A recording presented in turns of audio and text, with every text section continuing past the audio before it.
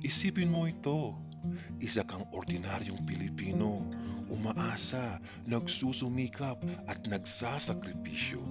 Tapos, bigla kang makarinig ng mga salitang ito. Ang boses mo ay isang revelasyon. Walang limitasyon para sa iyo at ipinagmamalaki kita. Anong mararamdaman mo? Ganyan ang nararamdaman ni Sofronio Vasquez habang inaabot niya ang kanyang pangarap sa The Voice USA. Sa unang hakbang pa lang ng kantahin ni Sofronio ang I'm Going Down, isang napakalaking komento ang binitiwan ni Michael Bublé. Sofronio, ang boses mo ay isang revelasyon, isang karangalan ang makatrabaho ka. Si Gwen Stefani naman na tila nararamdaman ang pagmamalaki ng maraming Pilipino ay nagsabi, napakahusay ng performance mo, may likas kang talento. At si Snoop Dogg sa kanyang makapagbag damdaming papuri, man, ang vibe mo ay sobrang smooth, isa kang bituin sa paggawa. Isipin mo yon, apat na hurado ang tumayo para sa'yo. Lahat sila ay nakakita ng hindi pangkaraniwang potensyal na isang Pilipino. Habang umuusad ang kompetisyon, nadagdagan pa ang mga makapangyarihang papuri. Sa duet na The Power of Love, sinabi ni Gwen, Sofronio, ang harmonies mo ay on point. Ramdam na ramdam ang intensity mo.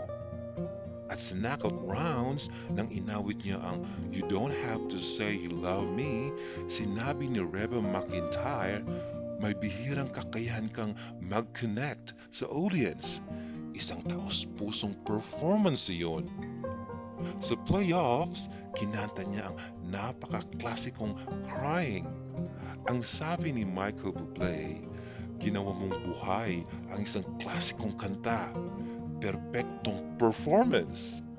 At nang marating niya ang semifinals, nagbigay siya ng iconic na pagtatanghal ng If I Can Dream. Ang sinabi ni Snoop Dogg, pinasabit mo ang buong lugar. Ang presence mo sa stage ay walang katulad. Sa wakas, sa grand finale, nagbigay si Sofronio ng dalawang powerful performances, Unstoppable at A Million Dreams. Sinabi ni Michael Bublé na parang mentor at tagahanga na rin, para kang superhero. Mahal kita at ipinagmamalaki kita. Si Reba McEntire naman ay nagwika, walang limitasyon para sa iyo, Sofronio. Ang iyong performance ay napaka-kumandante. At si Gwen Stefani sa huling papuri, napakagandang performance. May kakayahan kang gawing personal at nakakaantig ang bawat kanta. Ngunit, paano ba kung ikaw ang nasa posisyon ni Sofronio? Paano kung ang lahat ng sakripisyo mo, ang lahat ng hirap na tiniis mo ay biglang kinilala ng mga taong ini-idolize mo? Anong mararamdaman mo kung ang bawat hakbang mo, kahit gaano kahirap, ay nagbunga sa sandaling iyon?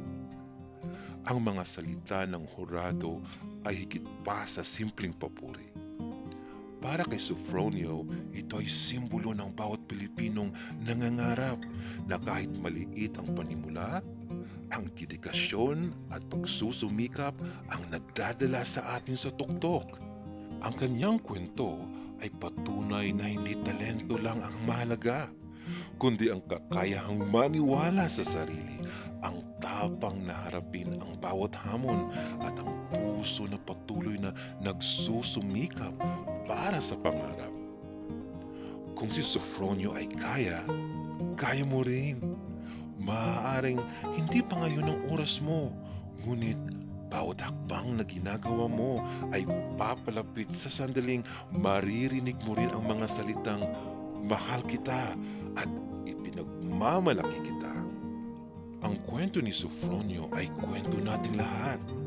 Kaya't huwag kang sumuko, magpatuloy, magsumikap at magtiwala na ang bawat pag-angat ng boses mo, bawat galaw ng kamay mo at bawat pagpupuri pagpupursige mo ay isang patunay na ang pangarap ay kayang abutin. Kung na-inspire ka sa kwento ni Sofronio, huwag kalimutang i-share ang video na ito. Ibahagi natin ang inspirasyon sa bawat Pilipino. At para sa mas marami pang kwento ng pag-asa, huwag kalimutang mag-subscribe. Salamat!